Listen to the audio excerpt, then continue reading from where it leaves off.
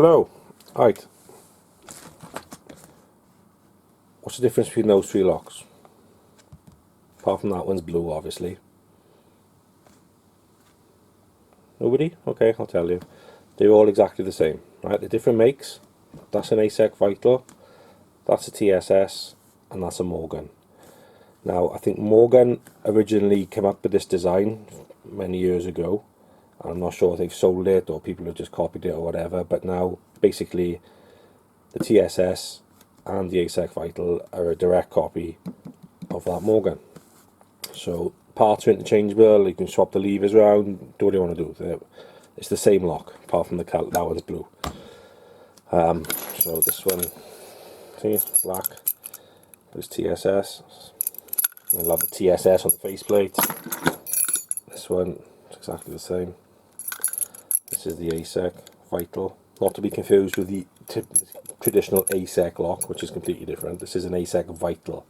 Okay, that's important. All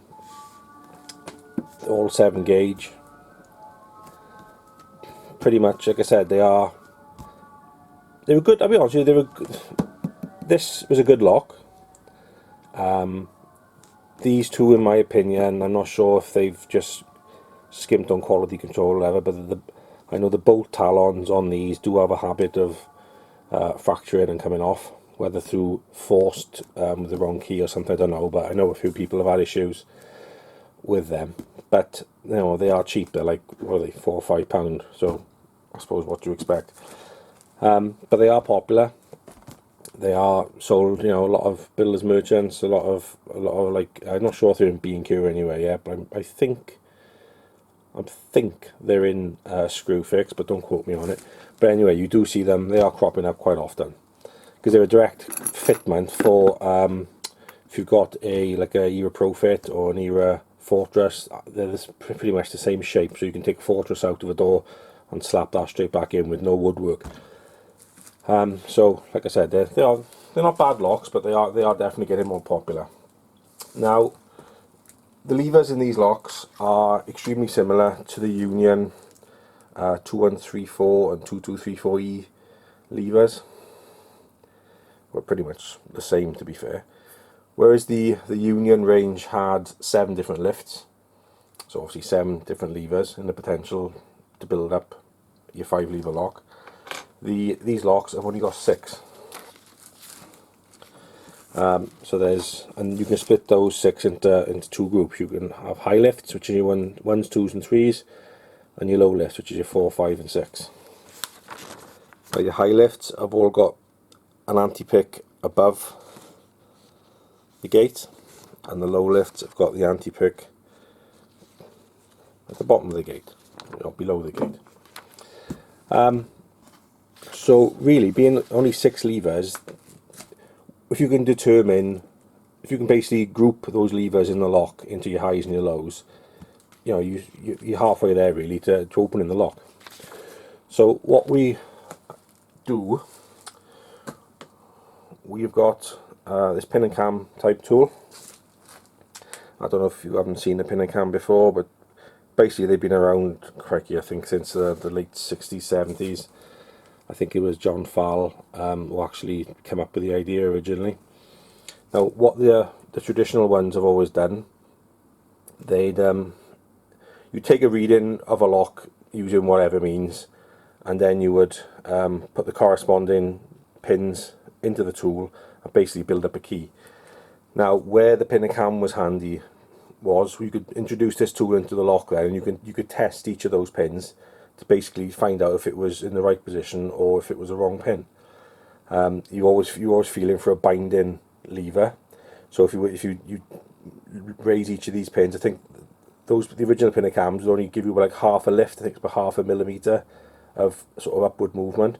But if you're pretty good with feeling, you could understand, you had good sensitivity, and you could get good feedback from the tool. You could determine, as you were lifting that lever 0.5 mil, if it was moving, then that pin is either in the right place or it doesn't need to be picked yet. Or you basically you'd go through the pins, testing each one. You'd be looking for the binding one. If you nudge one pin and it's solid, it didn't want to move, then that's the pin that needs to be changed. So then you would then introduce the next pin in that sequence. So say there was a 3 pin in there, you'd then up it to a 4. And you go keep back and forth and test it. Now, you wouldn't necessarily get the same binding order all the way. The binding order would skip.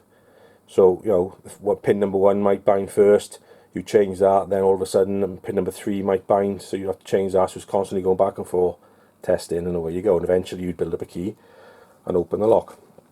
But what we've done now with this this version, we've put a much larger cam in there, which allows you to lift a pin from its original height about a height and a half more. So if I was saying if that was a 3, I can lift that without changing the pin. I can make that 3 pin the same height as a 4, and maybe a bit more, well, say a 4.5. So that gives you a lot more scope to actually basically help pick the lock as well. So those, I'm rambling a bit now. Those 2 pins on the end, 1 and 2, they're the same, right? They're number 3. So if I turn the tool, I can raise that number 1 pin, but see how much it moves.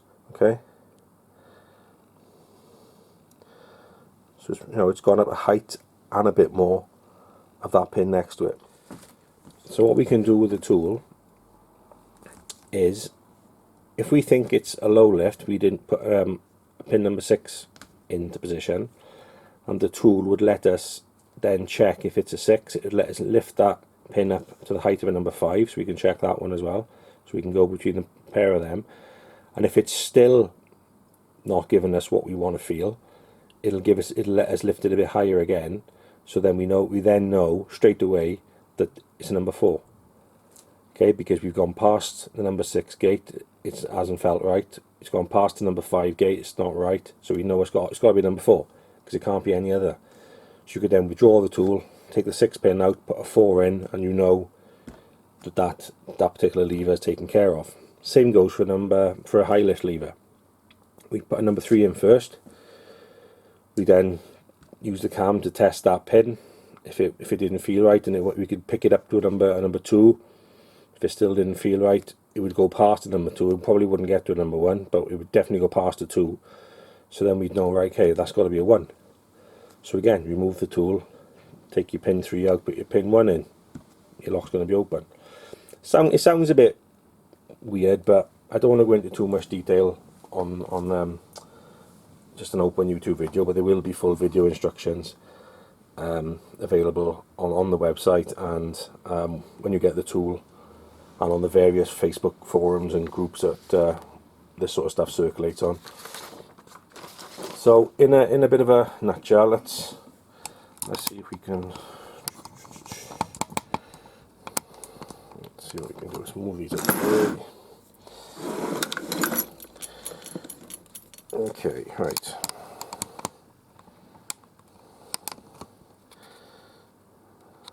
So that lever there is the one closest to us is a number 3. So this is the actual key for that lock. Okay, so as it stands, insert it. Okay, that is the actual key for it. So what we'll do now, that first lever, which you know is number 3, we're going to take that 3 out, and I'm going to step it down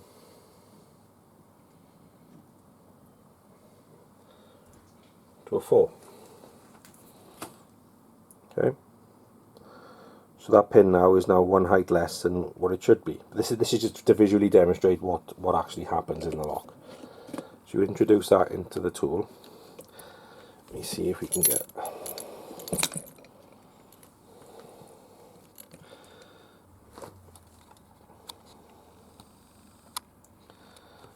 Okay, so we put tension on,